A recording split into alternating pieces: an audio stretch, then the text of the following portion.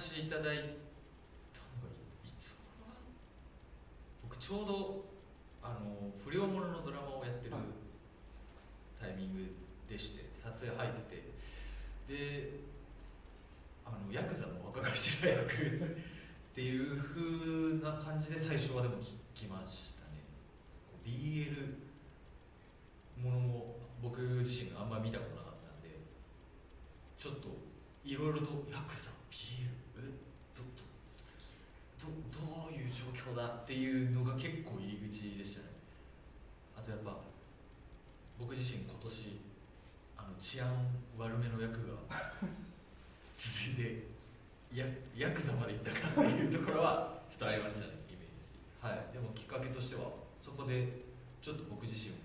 どういう作品なんだっていう感じでちょっと興味を持ったところが始まりですね。そんなむちゃくちゃ皆さんがイメージするこう濡れ場中濡れ場みたいな感じ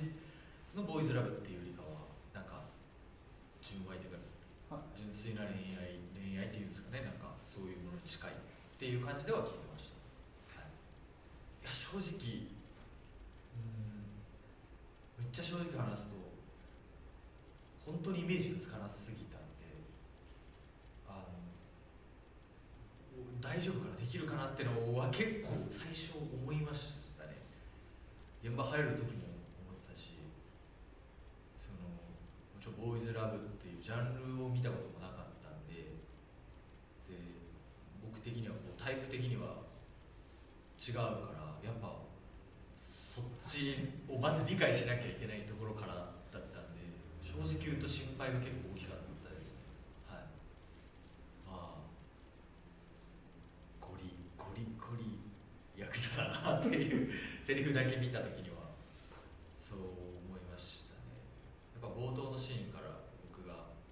結構台本に書いてる以上にまあちゃんとアクションが暴れてたんで、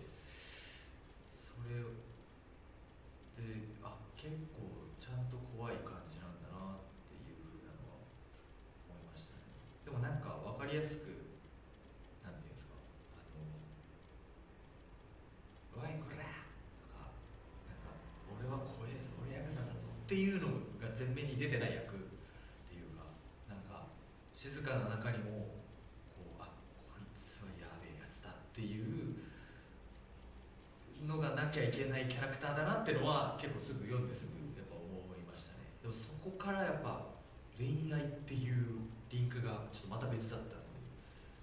結構そこは落とし込むなんか時間かかったなって思います。いやいっぱいあるな。なんだろうな。でもいろいろなことを多分経験して、多分こうみんながイメージする若頭よりちょっと年齢低く見えてるとは思うんですけど、その中でもなんかいろいろ多分いろんな状況をくぐり抜けてきたんだなっていうなんか余裕のある感じとか、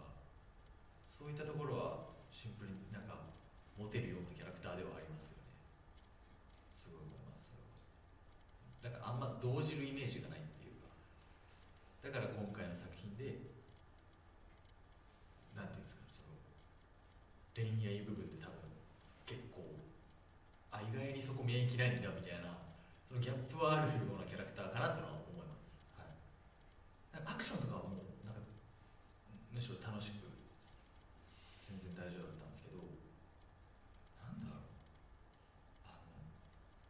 電話で怒るシーンがあるんですけど、それがちょっと僕の中でちょっとどれぐらいのトーンで言っていいのかが分かんないし、割とちゃんとなんかセリフとしては怒ってるんで、そこのなんか度合いはちょっと難しかったなってのは思いますね。はい、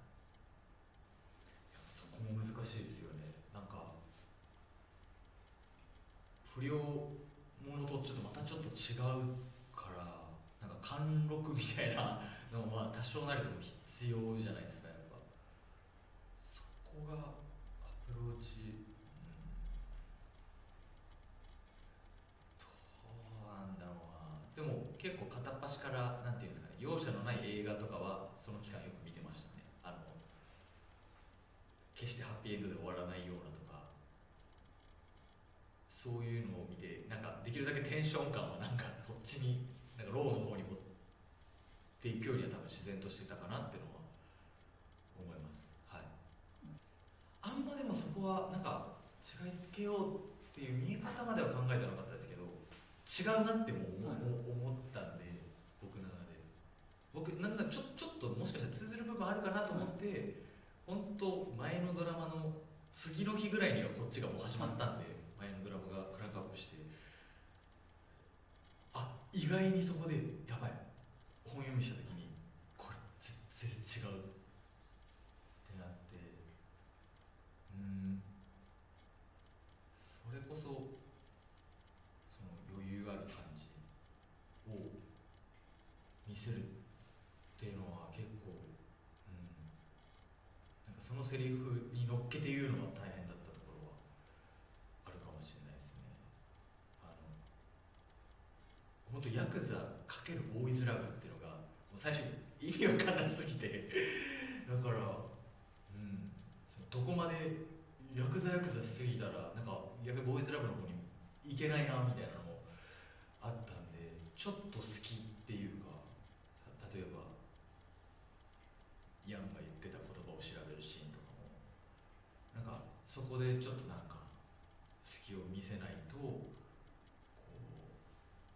ボーイズラブの方にはいかないなみたいなとか、そういうのはちょっと考えましたね。はい。いやまず年齢聞いた時に嘘でしょって思ってでも見て、なおさらいや嘘でしょやっぱって僕の一回り以上上ですからね。そこがちょっとまずはびっくりしましたね。で実際最初僕本読みの段階がこうまあ本来ないぐらいの回数を多分ベンさんがこう母国語が違うじゃないですか。だから日本語をこう頑張って覚えてきてくる中で、そのあうんの呼吸語を作るためにリモートでずっと34回ぐらい計本読みやってたと思うんですけど、すごいなんか一生懸命真摯に取り組まれてて、最初大丈夫かなっていうのはちょっとあったんで、その全編ほぼ日本語なんで、そこは全然もう撮影入る時には心配はないぐらいすごいなんかプロ意識の高い人だなって思いました。日数でいうとそんな日数ではなかったけど、時間が毎回朝まで撮ってたりとかしたんで、結構そこはずっといたんで話したりももちろんありましたし、なんだろう、多分あの人ほとんど日本語分かってると思うんですよね。多分なんかもう途中からスタッフさんがちょっと指示出そうとしたりとか、ちょっとマイク変えますとか、なんかの発言も俺より先に多分理解して動いてるぐらい、あ分かってねみたいな。基本はなんていうんですかね、会話ベースでいうと日本語と僕が中国語を喋れないんで、その英語とかでやり取りしてっていう感じだったんで、あった1個印象深いのでいうと、2日目ぐらいの撮影の時ですかねに僕が現場、ベンさんが先に入っててワンシーン撮ってて、で僕が途中から行ってっていうタイミングでベンさんが「見た昨日見た」って言って「昨日一緒にいたぞ」と思って、どういうことだと思ったら、家にホテル帰ってテレビつけたらちょうどドラマがやってたみたいで、それで「撮った」ってこれを見せられて、だから多分ベンさんからするとその時まではもう俺はヤクザの若頭として現場で会ってて、で家帰ってパッてつけたら不良のボスとして出てて、多分相当治安悪いやつとして思われとったやろうなみたいなのはめちゃくちゃありますね。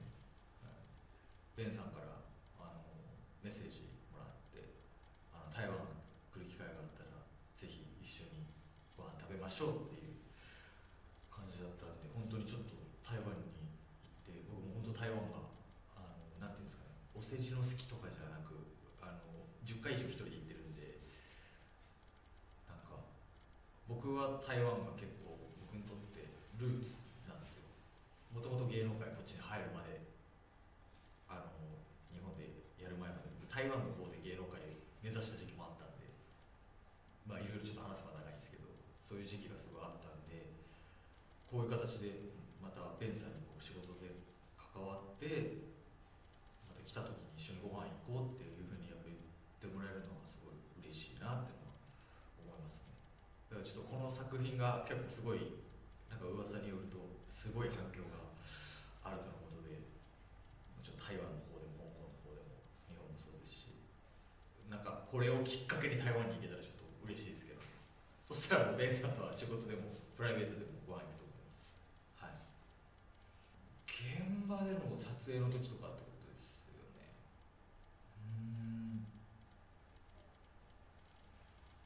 何のシーンだろう。それはお芝居のことじゃなくても大丈夫なんですか？最後のシーンを、屋上のシーンがあるんですけど、すっごいめっちゃ大事なシーンなんですけど、まあ映像を見てたらまあ皆さんの多分技術の成果だと思うんですけど、バチクソ土砂降りだったんですよねもう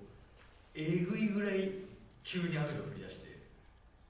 あのシーン実はは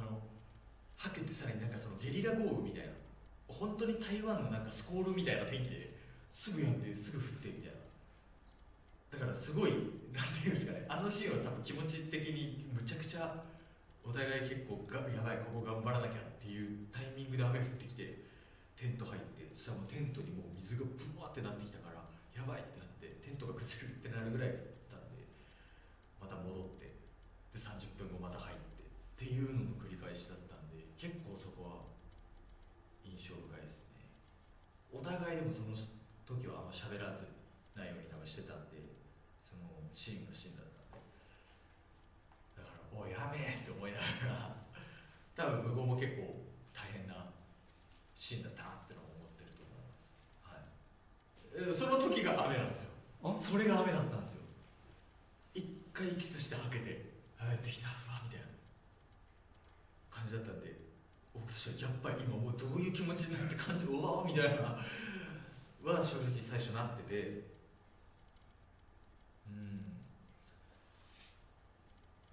あんまりそこはなんかもう無意識だったんで、まじまじと逆に誰かとキスするときにガン見られたりしますキスしないでしょ。いや肌綺麗だなっていうのはもちろんありましたし、あと心配があったのが、もう俺キスシーンの直前にゴリゴリタバコ吸うやつなんていないじゃないですか。ゴリゴリタバコ吸いながら俺そっから行くから、でベンさん多分吸われてないんでちょっと申し訳ないなってもうだってタバコパッて捨ててこう引き寄せるからもうなんかそっちの僕の心配は結構ありましたね。大丈夫だったかなっていう。でももうベンさんは気持ち入ってらっしゃったんで、はい、まあ、夜市でイカ焼きを食べながら談笑したりするまあ台湾ですかね、僕がやっぱり一緒に行きたいってなったら、いろいろ回りたいです。射的やったり、夜市のところにあるじゃないですか、アーケードコーナーとか、そこでちょっといろいろやりたいですね。それこそさっき言ったようになんか寡黙やけどめっちゃ怖いみたいなのは家の中でずっとどういうことだろうってのは自問自答してましたね。アスマ自体が絶対声を張るタイプじゃないから、すごいなんか目つきとかなんかただ睨むだけではなくっていうなんていうんですかね、分かりづらいやつでいなきゃいけないなっていうのは結構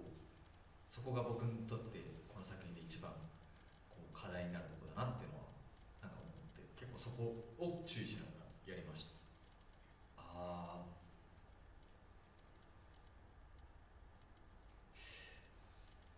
この作品でってことですよね。結構もちろん今言った課題のところとかはなんかすごいそれぐらいローのテンションだとなんかこれでよかったのかなって結構なんか思う部分もあったりしたんですけど、やっぱ出来上がり見て、あ、よかったんだっていう風なのがやっぱ気づけたし、あとシンプルに声の出し方とかはなんていうんですかね、あーみたいな感じじゃなくて、なんかちょっとなんていうんですかね、ローだけどこう前にこう刺すような感じの声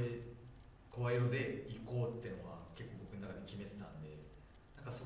んか挑戦が結構いろいろ多かったんで、なんかそこはもう自信持ってやるしかないってもうやったるわぐらいの気持ちで行ったんで、なんかそういうメンタル面のところとかはなんか僕にとっても勉強になる部分っていうか、いい経験になったなっていう部分は多いですね。挑戦的な役だったんで、はい。なんか勉強しようっていうあんまマインドでは僕もないんであれですけど、むちゃくちゃ楽しいですね。シンプルに思うのめっちゃ楽しいです。結構やってていろんな役できるじゃないですか。治安悪いのから治安悪いのまでいろんな役ができるんで、それはむちゃくちゃ楽しいですね。毎回なんかその挑戦できるっていうのはやってて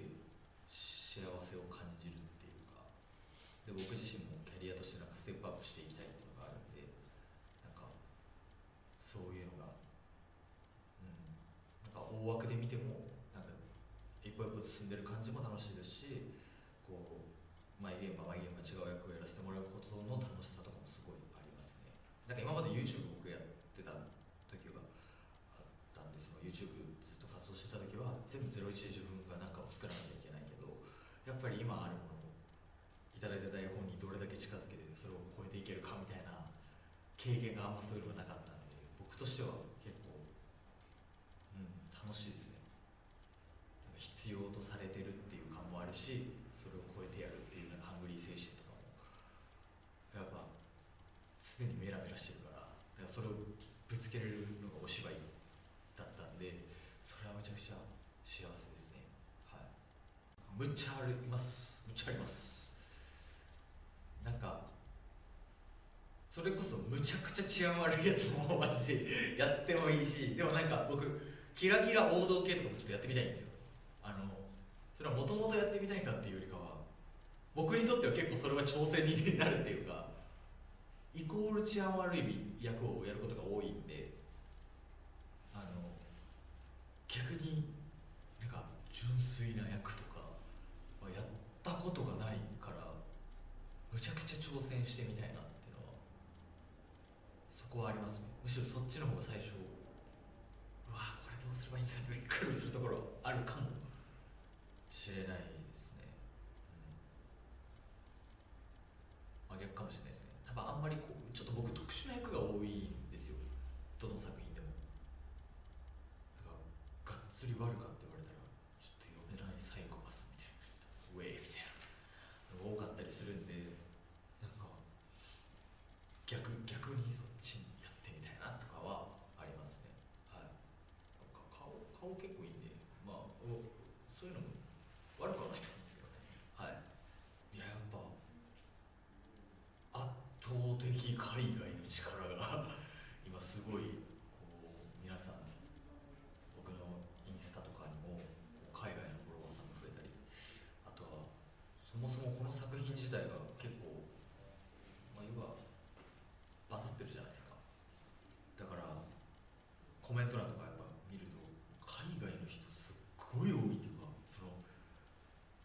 中国語もあれば英語もあり、韓国語もありで日本語もありっていう感じですごいグローバルな反響があるなってのは思いますね。僕からだって昔台湾にも友達いっぱいいるんですけど、その友達からも連絡数年ぶりに来たりとかするぐらいやっぱ反響はありますね。はい。もっともっとなんかこれからも広まっていってくれたら嬉しいなって思うし、ぜひ僕のインスタをフォローしていただけると、今後ともグローバルなファンの方を僕はどんどんつけていきたいので、そこはそうですね、この作品に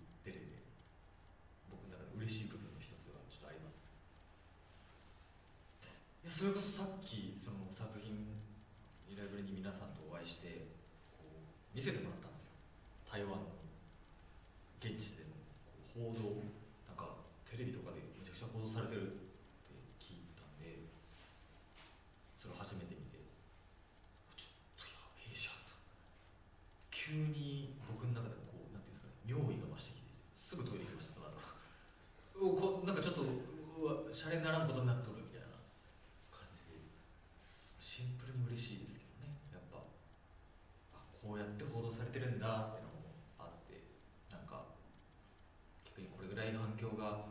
あると、こうね、なんかもっとちょっと次こういうのしたいですねとか、なんかちょっとなんていうんですかね、